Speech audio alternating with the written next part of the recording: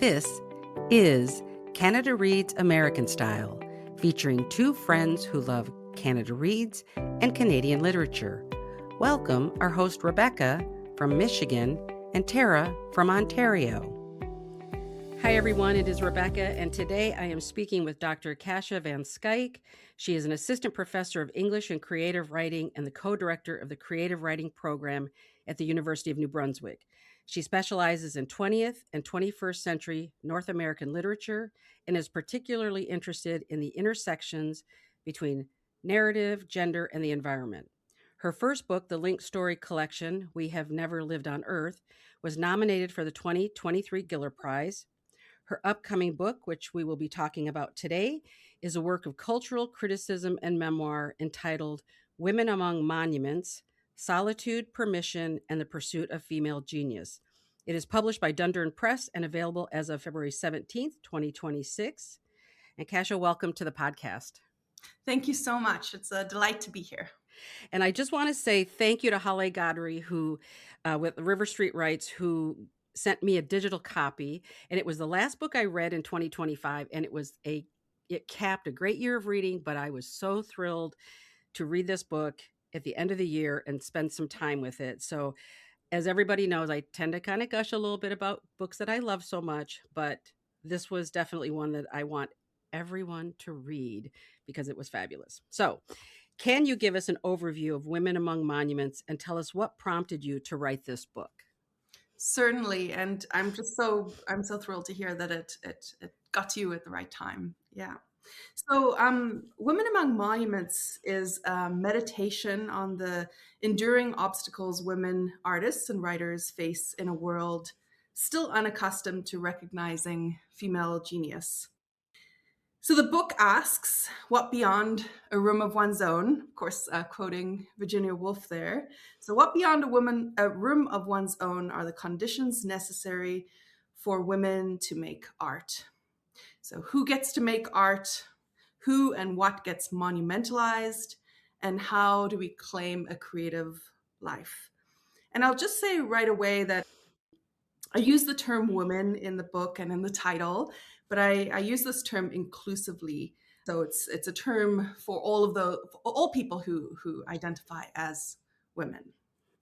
So I've been thinking about these questions and themes for many, many years, but the idea for the book and the title, especially Women Among Monuments, came to me after reading an article in 2022 about a monument to a woman that was refused admittance to a square full of monuments of men. And this took place in Padua. And the monument that in question was for the first woman in the world to earn a PhD, which was Elena Piscopia, hopefully I'm pronouncing that correctly, in 1678. So when I read that article, I was first of all, I had never even looked up to see who the first woman PhD was in the world. And I actually was surprised that it was that early. And that sent me down a whole kind of wormhole of research. And then it also shocked me to know that, the city councilors had come forward and said, let's have a woman in this square that's just chock-a-block full of statues to male geniuses like Galileo, for example, and other artists and thinkers, and that there was such a backlash against that from the city. And in fact, they even called it an act of cancel culture. Some people out there called it an act of cancel culture because it was trying to change the environment, historical environment. And there was one quote by one of the city councilors, Margherita Colonnello, that I just kept coming back to. And that quote was, and this is after, they've kind of been initially refused, the proposals initially being refused. She says, the important thing is that we have raised the debate about the underrepresentation of women among monuments. And it is now very clear to all politicians that we need a very good statue of a woman in a very good place. So I love the simplicity of that, a very good statue of a woman in a very good place. because of course it goes beyond the physical monuments, the statues, and it speaks rather to our kind of collective imagination and the space we allow for women in that arena. And so I think it was this article that kind of allowed me a way into this topic that is a huge topic, right? The topic Right. of women and art and what it means to live a creative life. And I used that debate as a jumping off point to examine why women's accomplishments are still excluded from general recognition so often, and to ask what persisting difficulties women face when trying to live a creative life. And so, of course, I explore some of the things that Virginia Woolf famously brought to our attention in the 1920s with A Room of One's Own. But I wanted to kind of think about what beyond that room is important in this day and age. And I do this by kind of casting back over the 20th century and even earlier to look at the ways in which women artists and writers have faced basically the obstacles that misogyny have put in their patriarchy have put in their way. So, as I say in the book, this book examines the long-standing refusal to recognize women among monuments by looking at women writers and artists' past and present relationships to solitude, to self-permission and ambition. And I also attempt to imagine environments and alternative domestic structures that might offer historically marginalized individuals a chance at the creative life. And I should also say that I kind of indulge in a little bit of time travel in the book as well. So I bring the reader along with me, not just through my own geographical locations that I've spent time in. So I spent time in Montreal, many years in Montreal, time in Berlin, in BC, British Columbia, in a small town I grew up in, and also in South Africa, where I was born, and where I returned at one point in my 20s to to do some research on an artist there. So I also bring readers back to Mary Wollstonecraft's deathbed, Gertrude Stein's salon in Paris in the early 20th century.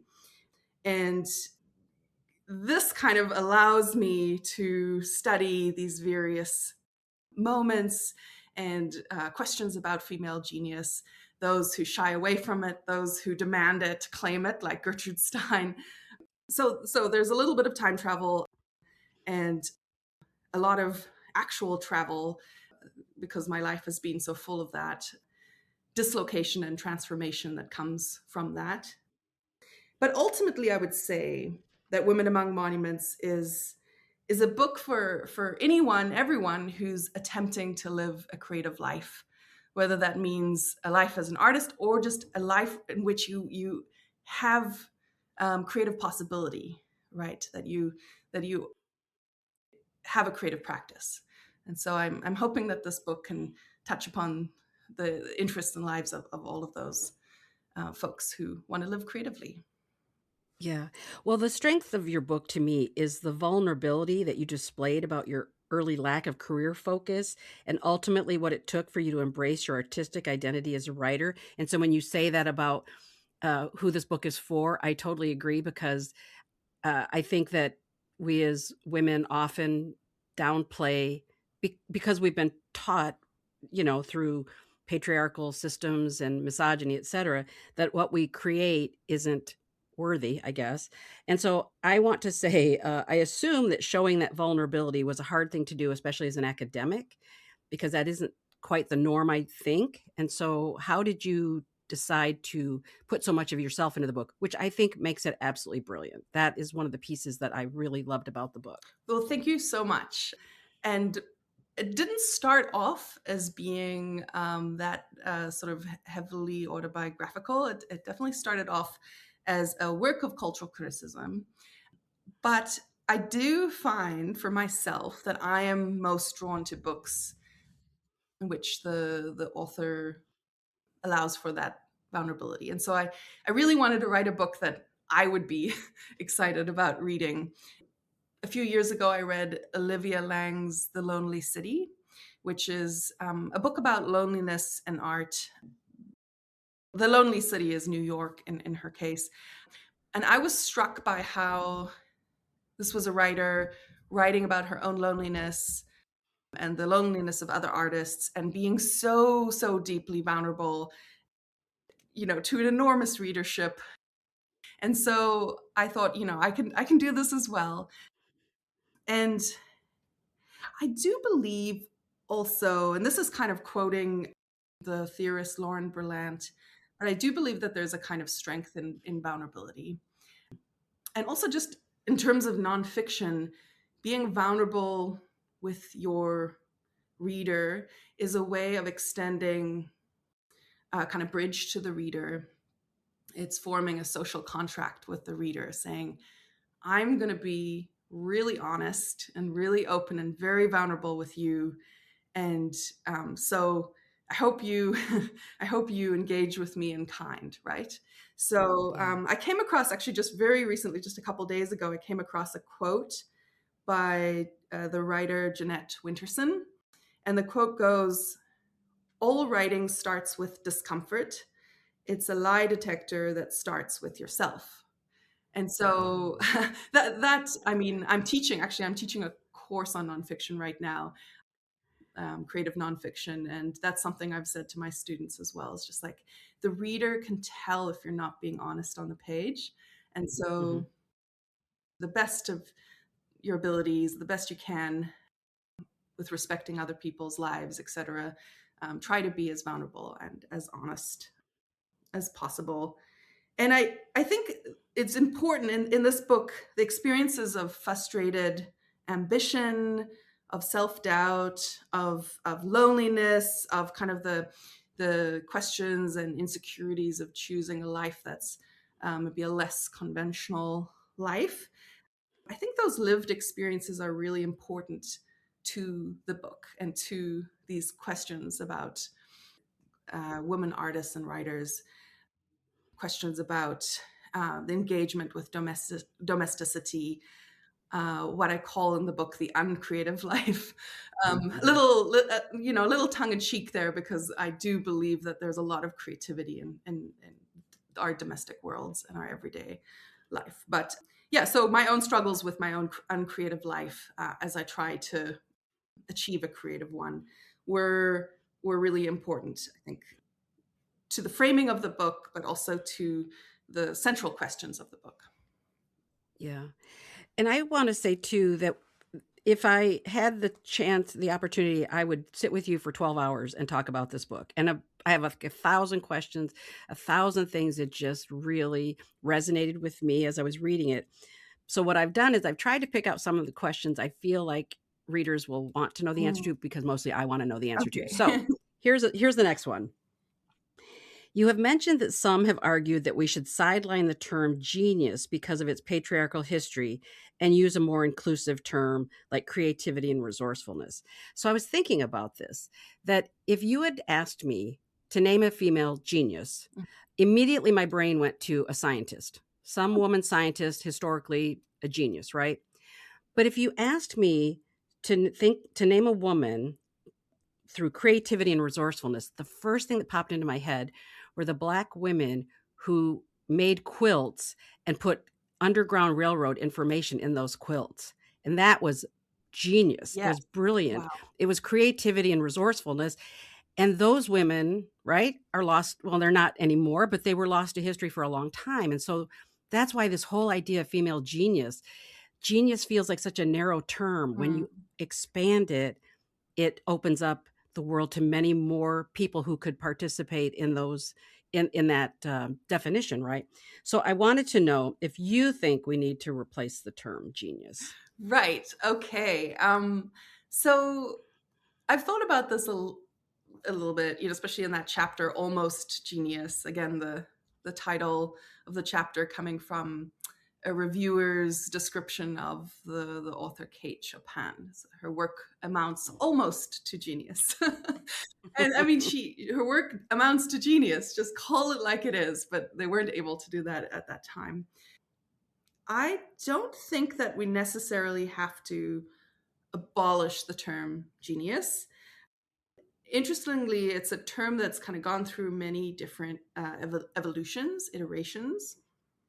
And I think that perhaps we could even learn from the way in which it's evolved. So initially, genius referred to something that you could possess. Like you might have a genius for taking care of plants. That's not actually something I have. My plants are dying actively in front of me right now in the Same Canadian here. winter. Or you might have a genius for playing an instrument or something like that. But you weren't called a genius. Like you didn't have to. That wasn't your whole identity. And so maybe we could kind of go back to thinking about that, about how people can possess genius and many kinds of genius, and they don't have to take on the mantle or burden, perhaps even, of Yeah. being this sort of solitary genius that everyone looks up to, and that they can be badly behaved and art monster type of character, and it's forgiven because they are on that pedestal and they are that genius. So perhaps that's one way of approaching the term. And maybe another way of approaching the term is just trying to push past that kind of long history of the association with the male artist or creator, and to break open that word, so maybe use it more liberally when we're talking about women artists and writers, like normalize acknowledging female genius, which is something Yeah. we don't really do. We're still very, very hesitant to name a woman a genius. And I think we can agree, yeah, with someone like an inventor, Marie Curie or something, we can name her genius, but it's it feels, I notice a kind of reticence or hesitation. And as we've seen, as I write in the chapter on this etymology of this word, even feminists like Simone de Beauvoir and others have found the word almost embarrassing when applied Hmm. to women writers, artists, and thinkers, and have been very reticent to use that word. So yeah, like normalize using that word when it Yeah. Yeah. comes to women, and again, especially women who've been lost to history, the resourceful and creative women that you spoke of there. Yeah. Okay. You wrote, what would it mean to make self permission a practice, to actually make a habit out of freedom, a collective freedom from internalized misogyny, self hate, and doubt? I should say, unquote. Can you talk about that? And have you been able to find that freedom for yourself? Oh, this is such a tricky question. It's in the book, it's so aspirational. This is what I want. I want to allow myself the space, give myself that permission, make a habit out of this kind of freedom. Do I do that every day? I'm not so sure. I mean, I have definitely trying to. Often I'll, with my work, which is often quite overwhelming, the emails, the teaching, the service, etc. And I'll find sometimes in the morning I'll just go straight to writing elaborate emails to people, straight to the work, to the grading or the lesson prep. And I've tried, not always successfully, to try and stop myself and say, no, save your good brain, save your awake brain for creating Yeah. something for yourself, right? And then do the emails and do the other stuff later on when your brain is a little, tired. So I've definitely tried to come up with some strategies. So that's one of them, giving myself the permission to kind of pay yourself first, I guess, is the way people think about that. also, just as I say in the postscript, in the last kind of note in the book, being really careful, being really selective about who you let inside that room, the physical room, but also the mental room. And just like not being so destabilized by someone else's opinion, thing you might see online, and trying to really hold true to yourself and be really protective of that space and time and mental space, really, for yourself.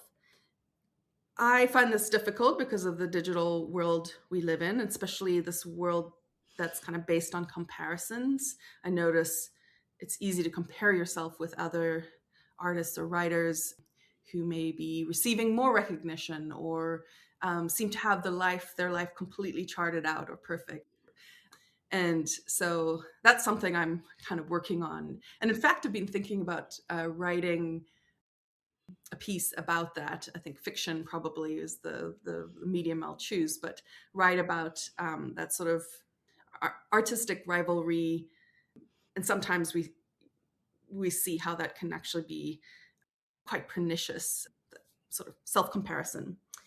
And finally, I should say for myself, I'm noticing my imposter syndrome that I feel like I had for many, many years, being someone coming into academia from a less money background, or a background that doesn't quite have as much experience with academia and with the writing world. I must say that it's a lot less strong, this imposter syndrome, for me. It has less of a hold on me now. And maybe that's just partly about, growing up. That's what happens when you grow up. But also, I think it's due to having read a lot. And so all these years, I talk about those years in Berlin where kind of a lot of frustrated ambition, but I was reading that whole time. And Mhm. I'm very confident now in my taste. And I've read a lot, and I feel like, yeah, I am an expert on some things now. And so I'm not going to feel this imposter syndrome anymore, although it can creep back. Of course, it can creep back. Yeah. So I think that's another, to just practice the thing that you're drawn to, and slowly that imposter syndrome starts to melt away.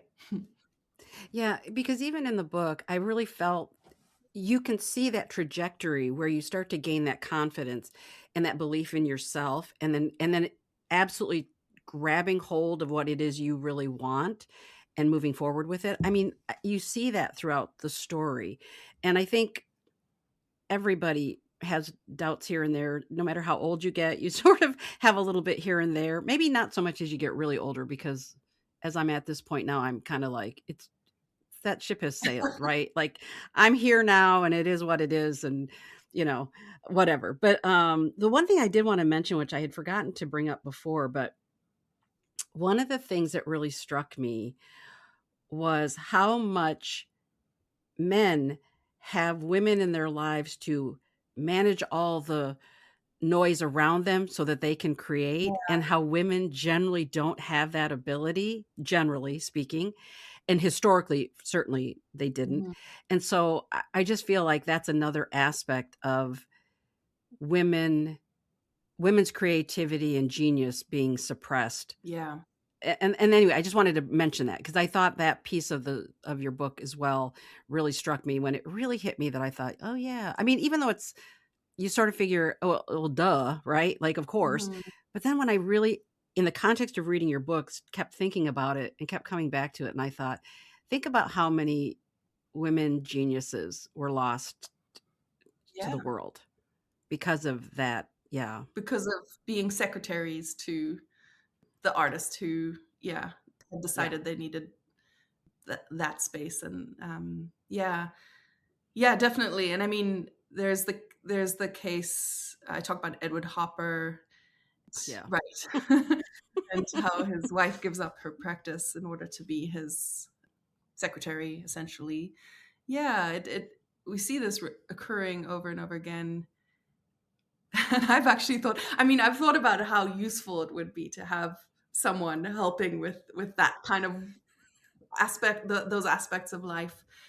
Can I Absolutely. hire a research assistant to do this for me? But of course, it's actually quite a complicated job, and it's not. The person has to kind of know you quite intimately, right, to be able to be that kind of shadow, right? That so many of Yeah. these artists and writers had. So, yeah, no, it's kind of unbelievable. And the more you read, and especially for historical artists, you realize just how how many people around that person were there working to maintain their genius. Yeah, absolutely. I found the chapter Allegorical Women especially fascinating.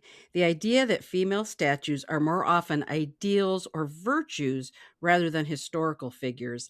And can you talk about that? Because that chapter really blew my mind. I had never thought about it or considered it. So that was eye opening. Oh, great. I'm glad to. I was worried with that chapter. I was worried. I was like, is this too obvious? Or is this something that is only obvious when you kind of point to it?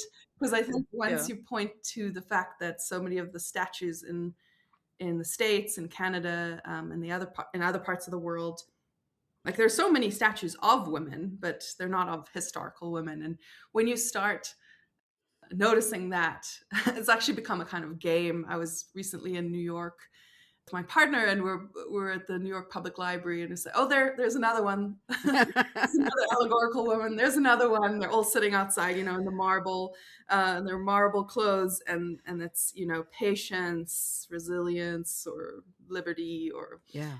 yeah, or prosperity, or something like that. And so few of historical women.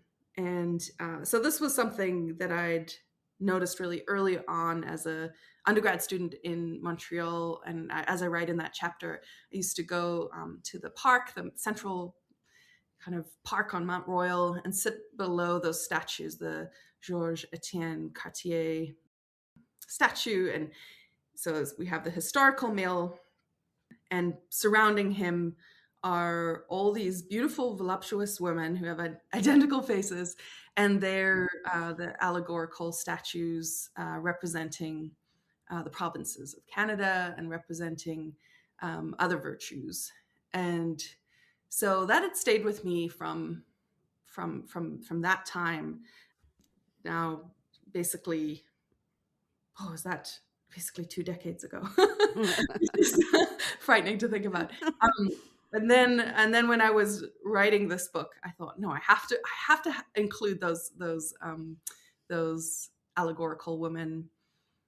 And I was curious to see as well that not that much has changed. And that could be perhaps we're creating less monuments and statues of historical figures now than we have historically. But in that research, I mean, I was so surprised at some of the facts that I found out, that there were almost more statues of mermaids than Yeah. Yeah. Yeah. there are of Harriet Tubman, for example, or other historical women. So it's a interesting question to think about how much this is changing, and then also the question of whether or not we should have those monuments around, like monuments of any kind around, monuments to these white colonialists that usually that tends to be who those statues are to and for. So yeah, it's a tricky question. And I know a lot of people have discussed this idea of what the future monument should be. Yeah. The other thing that really struck me in that chapter, that again, sometimes you know how you know something, but you just don't connect the dots and think about it very much. But when you wrote about the Statue of Liberty and how she was a, a tribute to freedom, et cetera, and women didn't have the freedom. So here she is, a female statue representing something that just wasn't even true, which I mean, that's the story of this country, to be honest with you, the United States. But Mhm. that really hit me, where I thought, because I did go see the Statue of Liberty at one point in my life, and it's really impressive, and it's and what it's representing, and the poem on it, and all that stuff. And then when I read that, I thought, geez, that is amazing that women were still fighting for everything, and continue. and that statue has it's such an iconic statue in the United States. So I just thought that was Yeah. fascinating.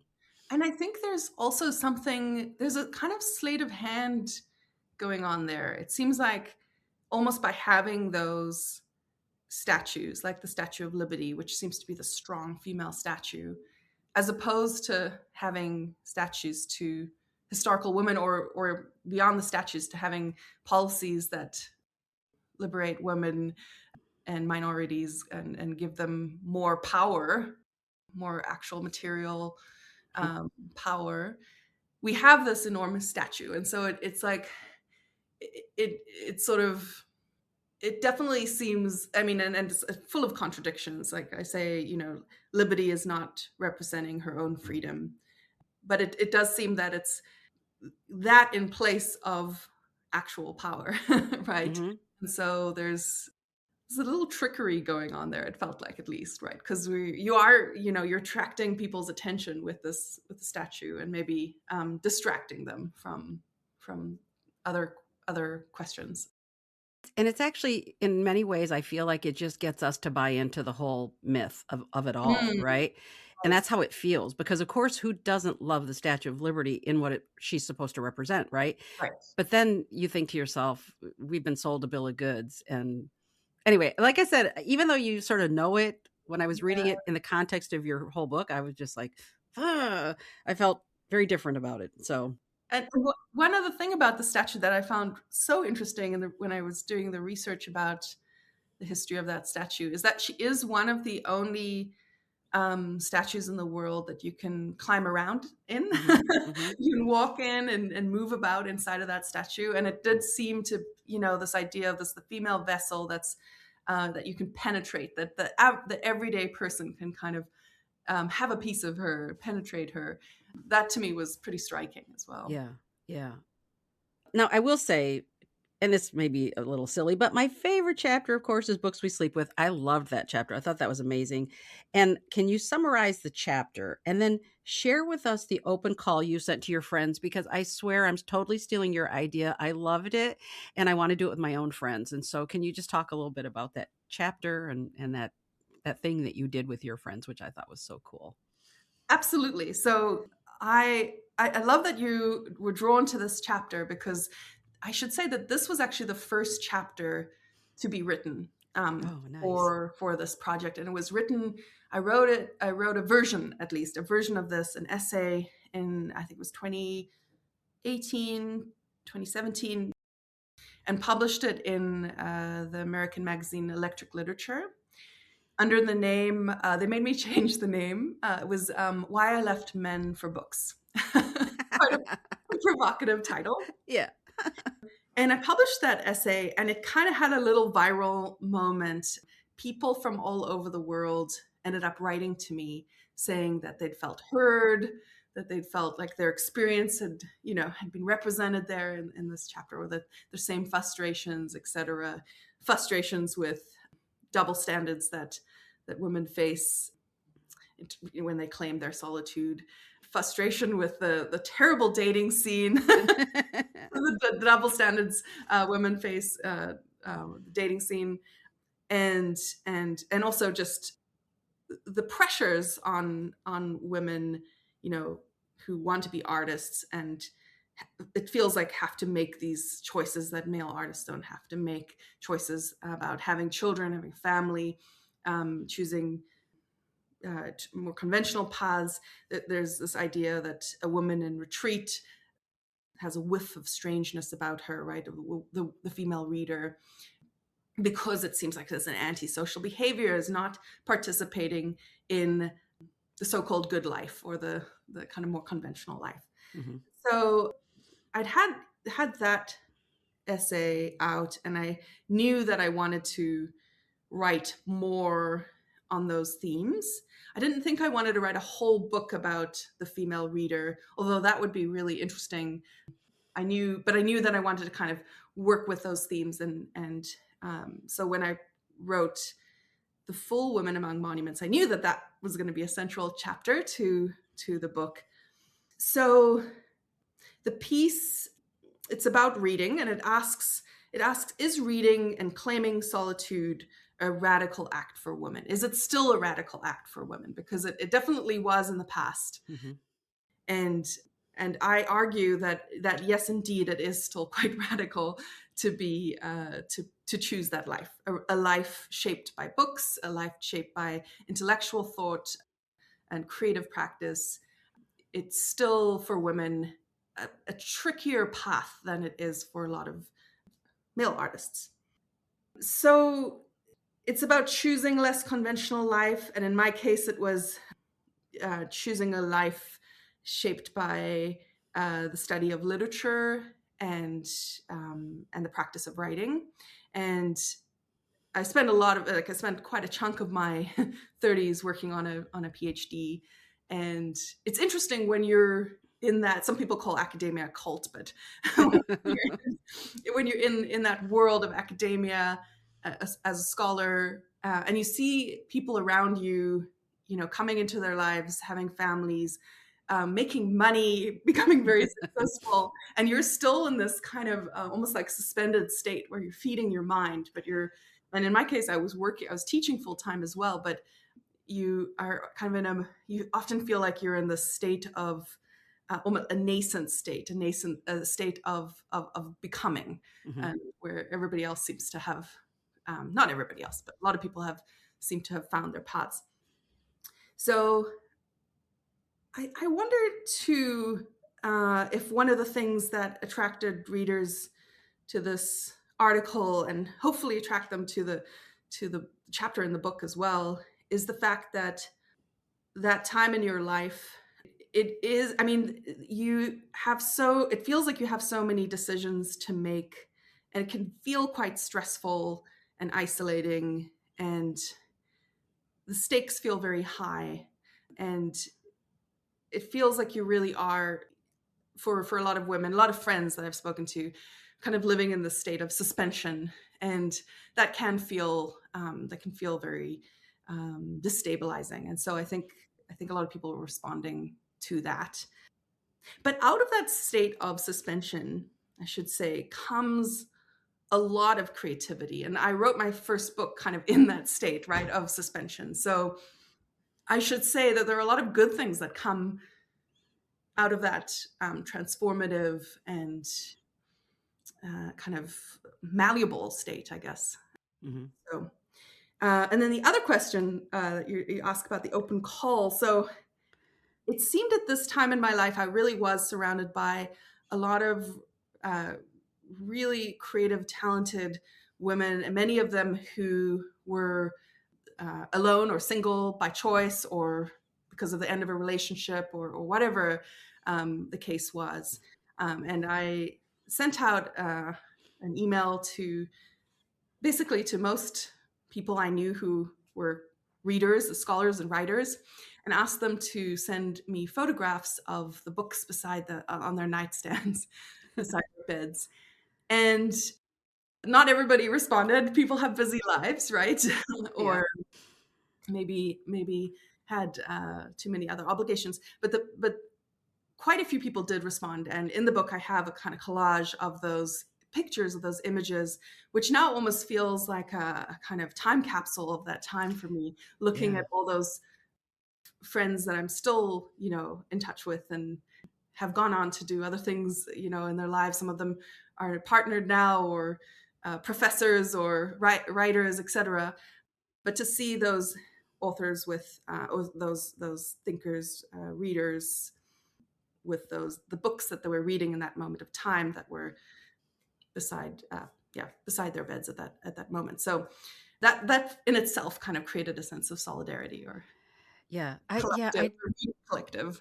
Yeah, I just thought that was such a beautiful idea. And like you said, I love it that you said it's like a time capsule, because it is. It's in that moment.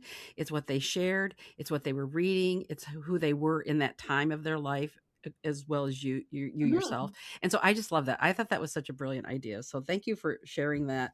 Now we've come to my last question, which I know is like asking you who's your, if you have 12 children, which one's your favorite? And I get that, but I'm still going to ask it anyway, which is, with an inclusive, expanded definition of genius, do you have a favorite woman you'd like us to know about?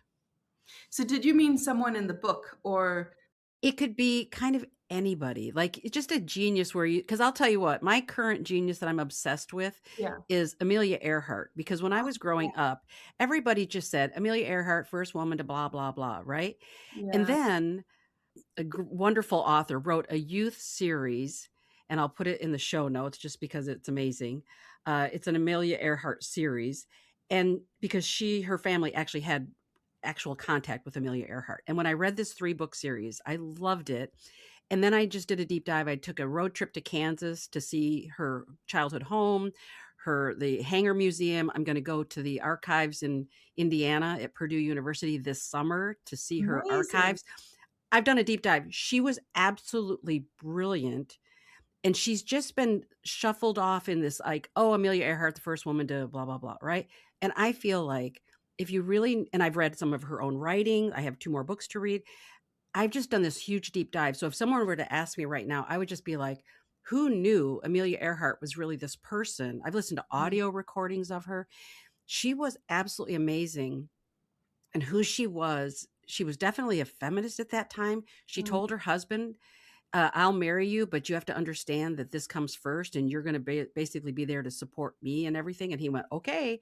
And so they had an amazing marriage. Everything about her just kind of, to know her that way has expanded how brilliant she was and how amazing her life was, her short life.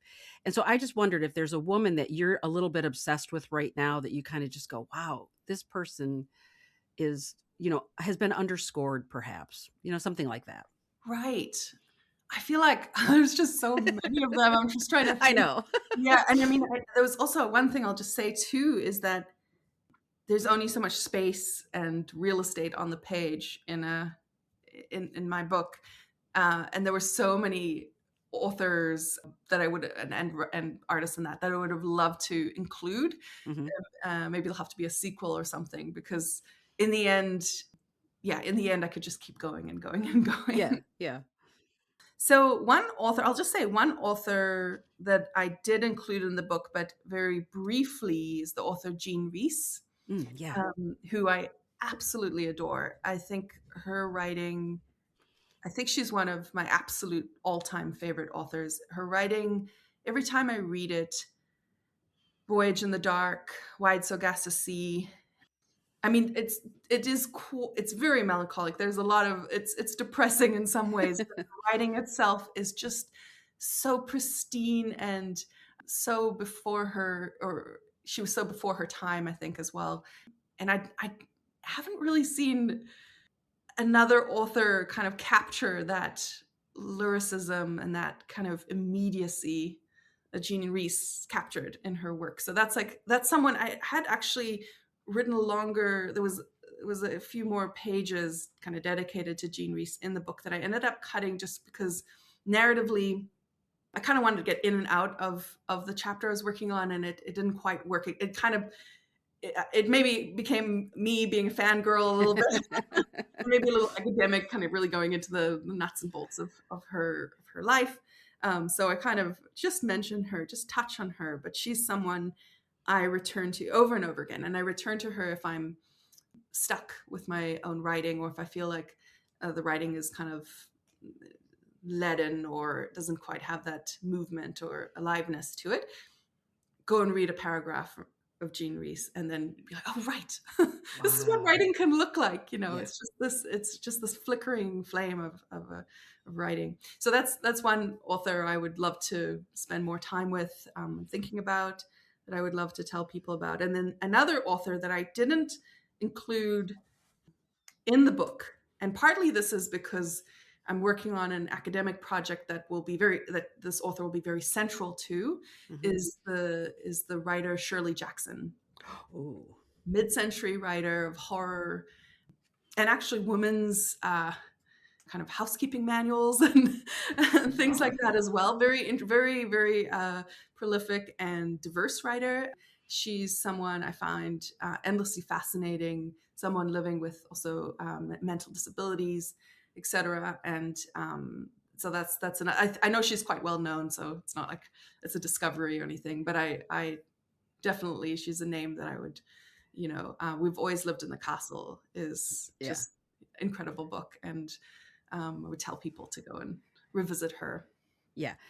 I think there's also this kind of ecofeminist underlying thread to her work that I find really interesting. It's often these women in houses that are crumbling into into the ecological world, and there's this kind of wayward wildness to her stories that I'm interested in. And in fact, I'm a kind of a visual reader, in that when I read descriptions of something, I really do, it imprints in my brain. So I absolutely feel like I know what that crumbling house looked like the whole Yeah, thing, and I think I will always have it in my head, that vision. She just was an amazing yeah, descriptive writer, and quirky and amazing. yeah, Yeah. yeah. So, all right. Well, Kasia, thank you so much for this discussion. Like I said, I love this book so much that I'm purchasing a copy of my own. Now, I will say the American version doesn't come out. It looked like mid-March, but the Okay. Canadian version comes out mid-February, February 17th, I believe it comes out. Mhm. So please, if you get a chance, either, purchase it from your local independent bookstore, check with your public library, make sure your public library is going to have a copy of it as well, and read this book. It will generate so much thought and deep dives in all kinds of women who you can look into their lives and who they were and their artwork and their writing, etc. It was amazing. So, Kasia, again, thank you so much for chatting with me today. Thank you so much. It's been such a pleasure. Thank you. All right, everybody, happy reading. Thank you for joining us on our bookish journey. If you enjoyed this episode, please consider subscribing, rating, and reviewing Canada Reads American Style wherever you listen. You can connect with the podcast and Rebecca on Instagram at Canada Reads American Style, and with Tara at On a Branch Reads. Until next time, keep reading.